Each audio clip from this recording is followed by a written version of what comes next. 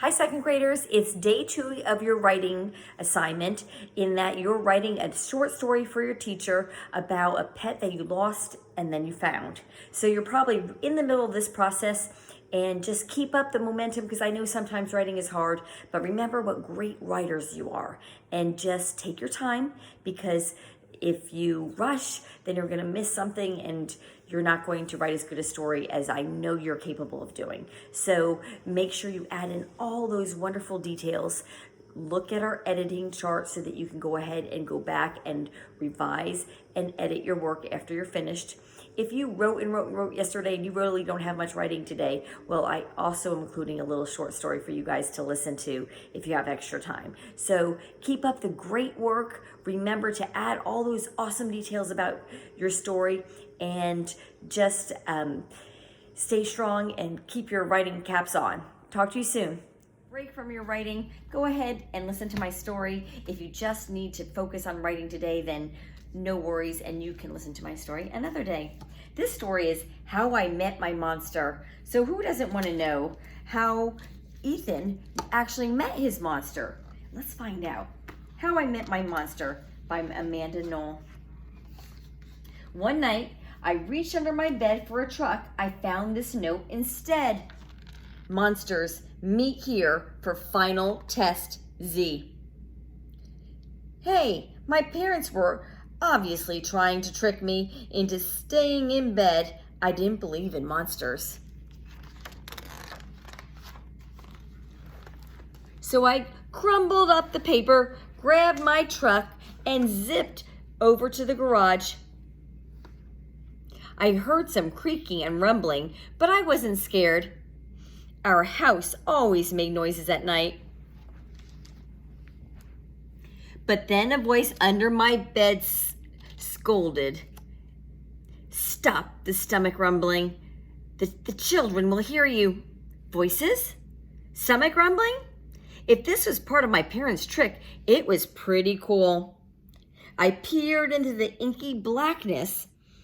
5 pairs of eyes blinked back. See? Now he knows we're here, the voice sighed. One of you has broken the monster rule number 1. Maintain the element of surprise. This is no trick, I thought. There are monsters under my bed. A long-necked yellow monster slid out, followed by 4 little monsters. Rule number 2, the yellow one instructed. Never block the bed. All of you scoot over. Hey, I realized that one must be their teacher. I sat up straight, mesmerized by the monster parade shuffling across my bedroom.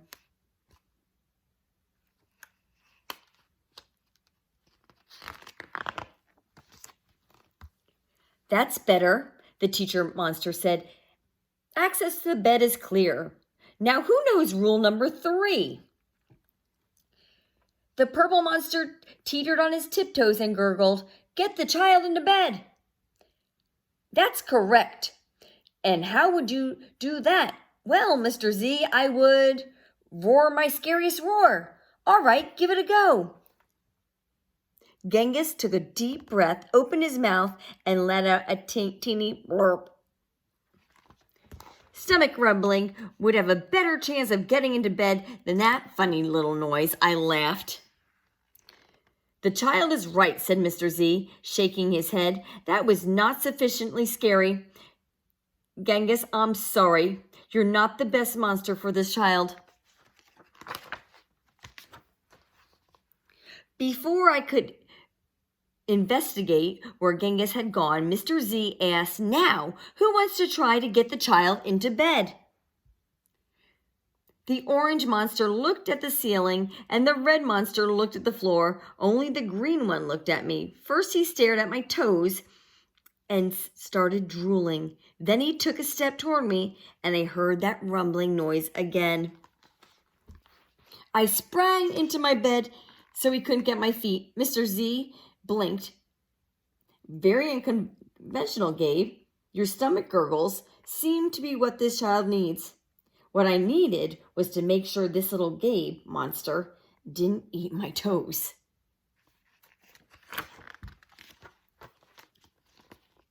Right, you three, the child is now in bed, said Mr. Z. As every monster knows, the ultimate object is rule number 4. Who can tell me what that is? The orange monster bounced and squeaked. Keep the child in bed until it falls asleep. Correct, Morgan. And how would you accomplish that? Shadow puppets, she squeaked again. Gabe whistled through his nose, and I snickered, but Mr. Z said, interesting idea. Let's try it. Morgan hopped onto my night table and flailed her arms near my lamp. Silly shadows blopped onto the wall, and a cloud of fluffy fur tickled my nose. Achoo! Morgan, stop at once, Mr. Z ordered. You're supposed to scare him, not make him sneeze. I'm sorry, but you're not a match either. Morgan's arm flopped to her side, and she scuffled under my bed. There was some more creaking, and Morgan was gone. Uh-oh. After all that sneezing, I really needed a tissue. Suddenly, a huge shadow of uncut claws loomed across my room. Awesome, I thought, and kind of scary. I froze in place.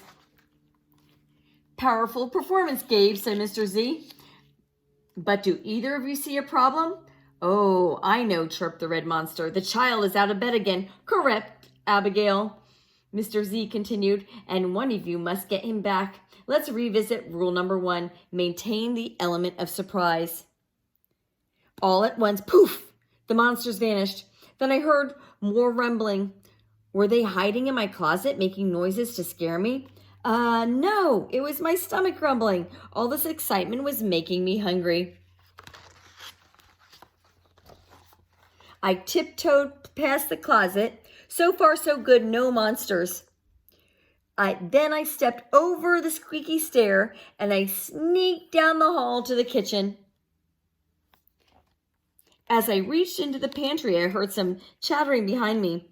I sure hoped it wasn't that toe-loving Gabe. I yanked open the fridge. Ha! It wasn't Gabe. It was just the red monster shivering on the shelf. Found you, I laughed. Nice try, Abigail, said Mr. Z, but this isn't working. You're not the right monster for this child.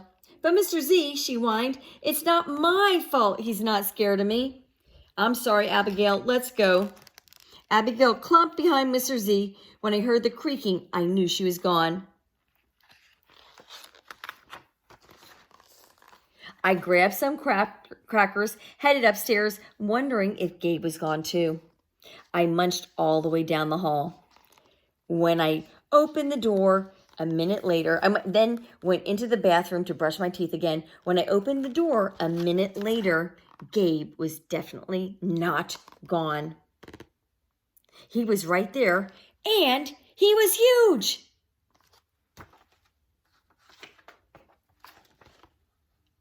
I charged into my room and slammed the door. When I leaped into my bed, I knew my toes were safe. Phew!